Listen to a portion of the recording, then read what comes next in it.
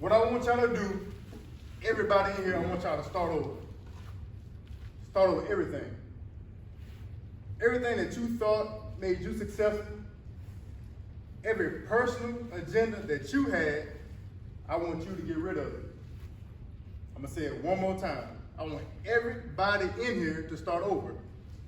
Every personal agenda that you had, everything, Dre, that you thought made you successful, I want you to get rid of it. See, we live in a society where we're self-centered. Everything is about me. What can I do to make myself successful? What can I do to get a scholarship? What can I do to get all district, all state, all American, and playing these all-star games? And look, all that stuff is cool. I had an opportunity to do all that. All that stuff is great. I'm not saying you can't reach that, but it's a certain way that you reach those certain goals. Whether you believe it or not, you've been a student athlete, people look up to you. Some people want you to succeed, some people want you to fail, but people are looking up to you. So when I think about McKinley High School, when I think about the history of McKinley High School, the first thing I want y'all to think about is become determined. Become determined to change the culture, not this football team. Y'all probably think I'm here talking to y'all about the season and all this stuff. No, I'm not. Be determined to change the culture of McKinley High School. So how do you do that? If I say people look up to you, if I say your peers and your teachers, everybody look up to you, whether you believe it or not, you have a gift. It's hard to go to school, it's hard to study for tests, go to practice, and perform on Friday nights. Can't y'all agree? It's pretty tough, ain't it? It's pretty tough. So how can you change the culture of this high school? It could be small, simple things. School starts at 7:30, be here at 7:20. People watching. You got an assignment to turn in on April 25th, turn it in on April 24th. People are watching. Instead of sitting in the back of the class,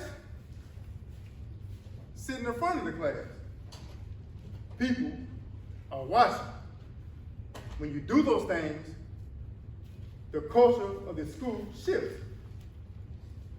Wherever you go, the school goes. Why?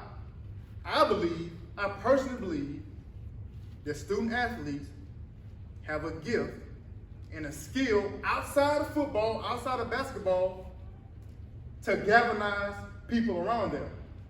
You may not believe it or not, but I want you to start thinking that.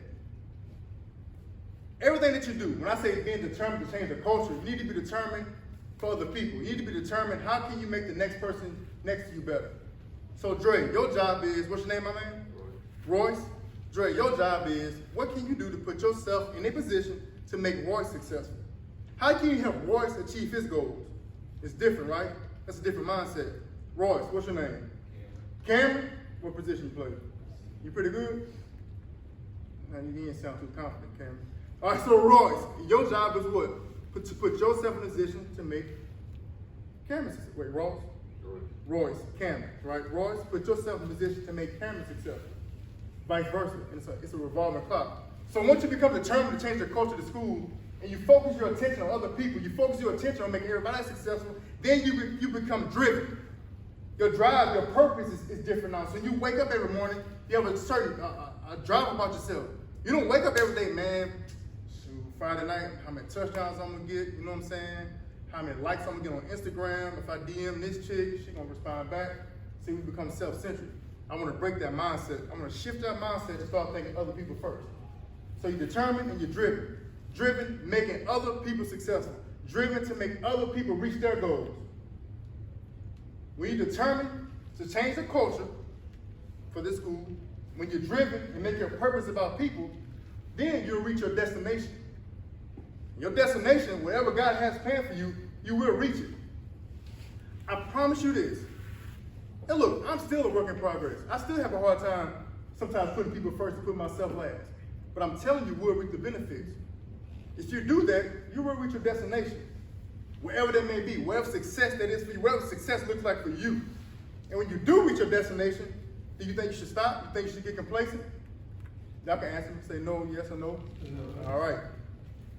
So when you do reach your destination, you don't get complacent. You got to start all over again. What's next?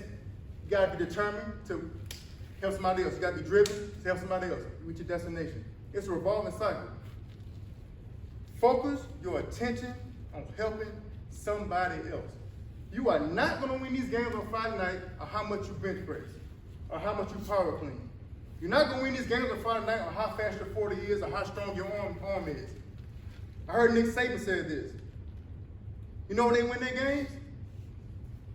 When they got to wake up at 7:30 in the morning, be in the classroom, and be on time. That's when they win their games. When you walk in the hallway, you treat everybody with respect. That's when you win your ball games. When you turn your assignments on time. When you sit in front of the class.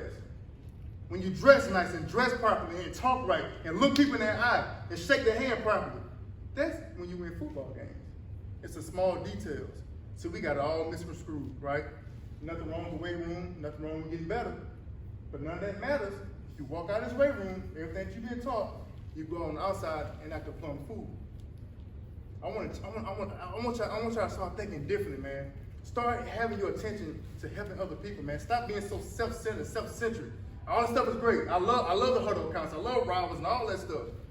But that stuff is making us and making this generation very selfish. So let's break that. When you put other people, right? When you put them ahead of yourself, you will have a blitz of blessings. Listen to me.